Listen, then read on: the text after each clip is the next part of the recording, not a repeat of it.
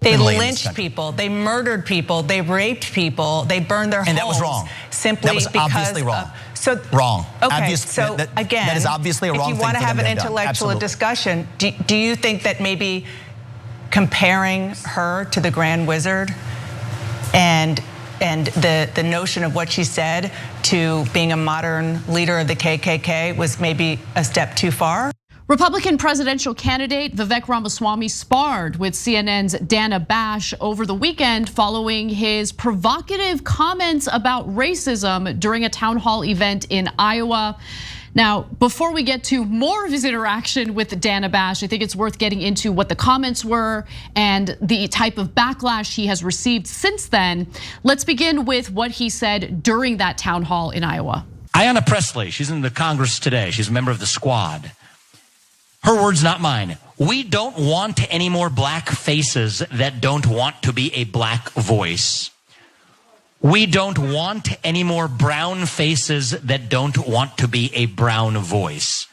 Literally word for word. I'm not putting words in anybody's mouth. Ibram Kendi wrote the book, How to Be an Anti-Racist. I wrote Woke Inc. It was a pretty successful book. His sold more copies than mine. Here's what it says. Opening lines. The remedy to past discrimination is present discrimination. The remedy to present discrimination is future discrimination. So the other side will gaslight you when you say this stuff. It's like, oh, you're just making that critical race theory stuff up. No. These aren't my words. These are the words of the modern grand wizards of the modern KKK.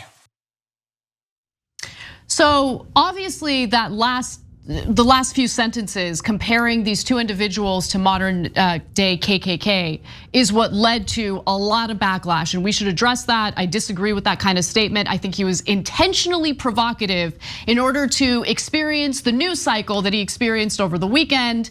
However, we did go in and fact check his allegations against Representative Pressley and Ibram Kendi, and he is correct in regard to what they have said on the record. Let's start with Congresswoman Pressley speaking at Netroots Nation in July of 2019. If you are not prepared to come to that table and to represent that voice, don't come. Because we don't need any more brown faces that don't want to be a brown voice. We don't need black faces that don't want to be a black voice. We don't need Muslims that don't want to be a Muslim voice. We don't need queers that don't want to be a queer voice. And if you're worried about being marginalized and stereotyped, please don't even show up. Because we need you to represent that voice. And in regard to Ibram Kendi, in his book, How to Be an Anti-Racist, here are the excerpts that Ramaswamy was referring to.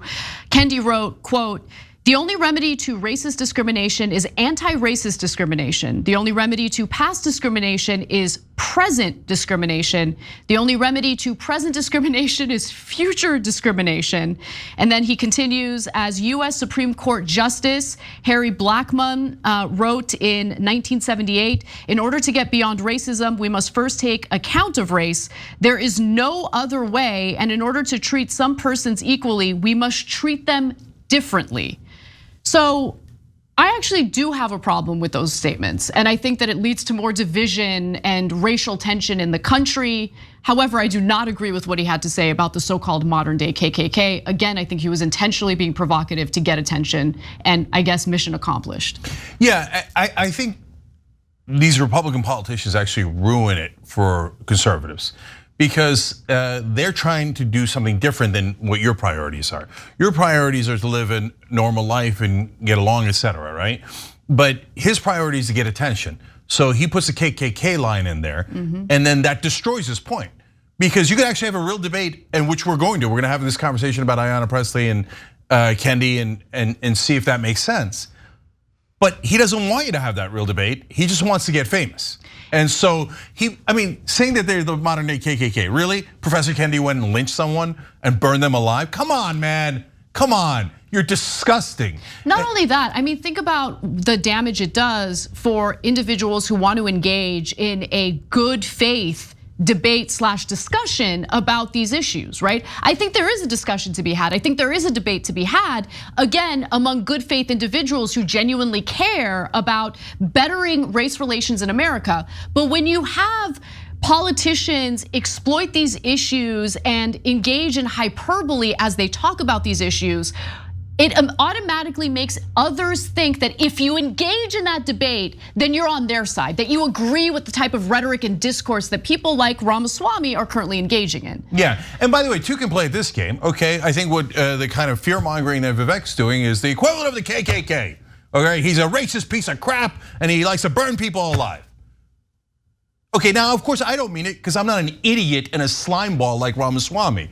So it's such an easy thing to do, and what does it do? It divides us. When in fact his original theoretical complaint was that the comments of Ayanna Pressley and Professor Kendi divide us.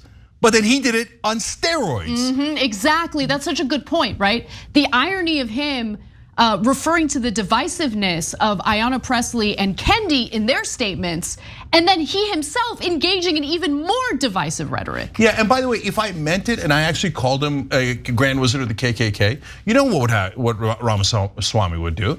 He would catch feelings. He would go, or pretend to catch feelings. And he'd go all over media, go, I've been victimized. Well, he says it about other people, he doesn't give a goddamn about it. And he claims he doesn't want to be a victim. Are you kidding me? The minute someone tweaks him, he's gonna howl like a stuck pig, and you know it, okay? So anyways, now back to the thing that we could have had a rational discussion about before he lit the goddamn place on fire. Well, I think we should have a rational discussion about it, despite Ramaswamy's gross hyperbolic rhetoric. Yeah, so look, I'm gonna be nuanced here. So I don't know what Ayanna Pressley meant by that snippet because there's so many different ways to interpret it. And some ways are not so bad and some ways are terrible. So let me give you a little more context. Okay. At the time, there was this battle within the Democratic Party in regard to the progressive wing of the party and the Congressional Black Caucus, which is much more establishment and corporate. They consist of a lot of corporate politicians. And so rather than address the corporate influence of that caucus, Ayanna Pressley went toward race and referring to their race and essentially saying, if you're not gonna go along with what I believe the Black community should support, then we don't want to hear what you have to say. Yeah, I hear you, but so look, there's so much nuance there. So let me explain. So is it true that, for example, the right wing, like Fox News, uses some people who are black, brown, etc., to attack black and brown people? Of course it's true, right? And so if you say like, they're not really, don't pretend they're representing black people, I think that's a very fair comment, right? If you say they shouldn't be allowed to speak, or I don't, just because they're just not black at all because they have that opinion, that is an out of bounds comment, right? So if you— It reminds me of Ben Shapiro essentially telling individuals that they are not Jewish if they don't support what the Israeli government is up to. Yeah, right? So I don't want any piece of that. Yeah. At the same time, no one on Fox News represents their particular background. In fact, they are almost all selected to sell out their own particular background. So that's a game that the Fox News has played for decades now. So now, but on the other hand, do people sometimes use these like, hey, my ideology means it invalidates your race?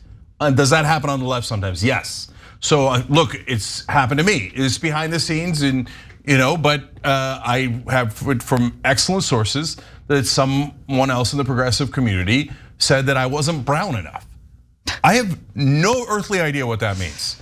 Like, do I go back to the store and ask for more brownness? What do I do? It's ridiculous. Do I blame my mom, my dad? I mean, that's insanity, insanity. So if a right winger were to criticize that part of the left, that would be a perfectly valid criticism, right?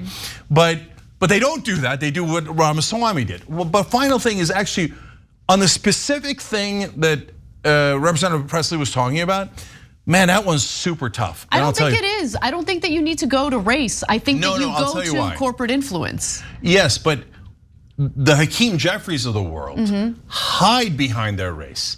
They use identity politics first. So when James Clyburn, one of the biggest corporate hacks in American political history, there isn't anything he wouldn't do for a corporate donor. But the minute you criticize Clyburn, both Clyburn and mainstream media go, "You're racist! How dare you? This is an esteemed black congressmen, and anyone who criticizes them as racist. They do it for Hakeem Jeffries, they do it for every corporate Democrat. So Pressley was partly pushing back on that. Did I like the way that she phrased that? No, because it leads to this misunderstanding, right? Not only that, I mean, it's essentially, look, as much as I, especially at that time and the battle they were fighting, as much as I disagreed with the Congressional Black Caucus and what they were doing and essentially destroying any progressive legislation, I, again, think that it would be far more helpful to, again, address what is actually motivating them in destroying progressive legislation rather than going to race. And more importantly, the way that she worded it essentially encouraged the silencing of people of color who don't agree with her politics. And I disagree with that. Yeah, that's why the way that she phrased it, unfortunately, did not come across great. But Anna's substantive point is also correct. Because to this day, Ayanna Pressley and all the other people you saw on that stage, a lot of whom I like, have never criticized specific, whether they're black, white, Latino, doesn't matter, have never criticized specific Democrats for taking corporate contributions and selling out. So it's easy to say like racial terms, you get a nice applause line, but if you were to say James Clyburn or Hakeem Jeffries sold out to this such and such bank, such and such drug company, et cetera, he's the key. And I'm not just saying that, here's their campaign contributions, here's their votes, here's their actions. That would be 10,000 times more powerful. But that one's really tough to do. It is. That takes courage to do. I don't know that Ayanna Pressley of 2023, 4 years later now, would even make those comments about Hakeem Jeffries. Yeah, I bet she's now like, oh no, totally. And so I don't know, but I don't want to be unfair to her because, but I'd be surprised because I haven't seen her challenge any of those guys in a long, long time. Now, in response to what you heard Ramaswamy say about Congresswoman Pressley, she had one of her spokespeople come out, someone from her office saying, "We typically don't engage in these bad faith attacks, but yesterday a line was crossed. A GOP candidate referred to Ayanna as a modern grand wizard of the KKK because she speaks out against racial injustice." Pressley's team said in a fundraising pitch, "This is backwards and harmful, but that is the point." I would have preferred that response in the context of something that's not a fundraising pitch, because that essentially made her vulnerable to yet another attack from Ramaswamy, which we'll get to in just a moment. But before we do, Cenk, I wanted to see if you had any comment about Ibram Kendi and what he wrote in his book, How to Be an Anti-Racist. Yeah, so look, again, I get it that there's nuance. He went on and defended himself and said, no, look, I was talking about discrimination in a broad way. Like, for example, we do age discrimination on COVID. We gave the vaccines. That was a terrible argument. In fact, we have that video. Can we show it? And then you can continue. In the book, actually, I define discrimination, and I go to great lengths talking about a scenario in which, for instance, during the COVID 2020, during the COVID pandemic, it was important for us to provide vaccine first for elderly people because they were the most likely to be dying as a result of COVID-19. That can be described as age discrimination, but it actually was an equitable policy that saved lives. And similarly, when Black people are deprived and have been deprived for centuries of rights and resources, how else are we going to create equity if not providing specific resources and rights to them? I felt that that was a poor defense of the excerpts he wrote in his book, mostly because it was widely accepted that elderly people were the most vulnerable to death because of the coronavirus pandemic, which is why the rollout to elderly people first of the vaccine made a lot of sense. In the case of race-based policies, right, that essentially discriminate against, let's say, white people in order to offer certain opportunities to Black people, there are issues there because it focuses on immutable differences between people rather than, let's say, something like socioeconomic status, which I think is far more important in determining policy and how we can come up with solutions to our lack of equality in the country. Yeah, so what I was gonna say is, I get what Professor Kendi is saying in terms of, theoretically discrimination could make sense in some scenarios, but it's giving me a little bit of Sam Harris vibes. I'm doing thought experiments, and ironically, I'm kind of doing a Ramaswamy by trying to grab your attention by saying we should do discrimination, what, forever into the future? So, yeah, look, I'm willing to have Professor Kendi on the show. I'm willing to have a nuanced conversation with him. I don't think, like, these are good, healthy conversations to talk through. Unfortunately, a lot of the left doesn't want to talk through conversations. They want to just say this is the correct opinion and you have to bow your head to it. We don't do that here. As you could tell, we're having a nuanced conversation about all the different parts of this. But do I agree that we should do present or future discrimination as far as the eye can see to make up for past discrimination? No, you'll never get out of that game.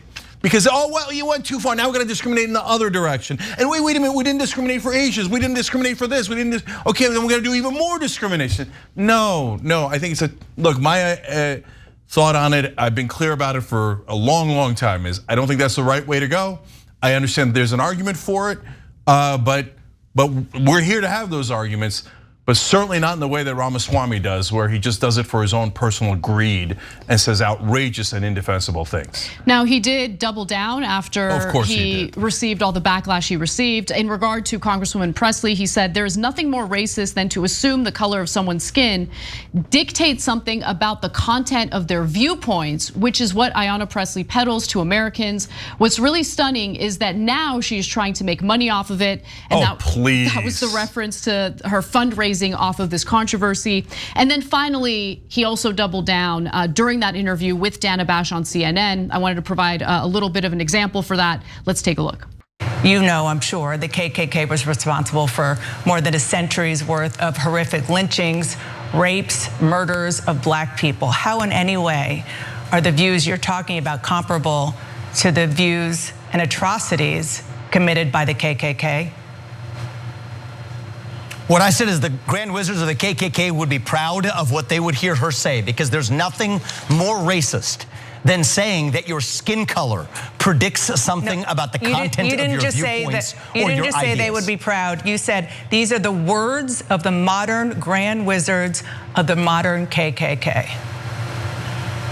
It is the same spirit. You're right about that, Dana. I think it is the same spirit to say that I can look at you and based on just your skin color, that I know something about the content of your character, that I know something about the content of the viewpoints you're allowed to express. For Ayanna Pressley to tell me that because of my skin color, I can't express my views, that is wrong. It is divisive.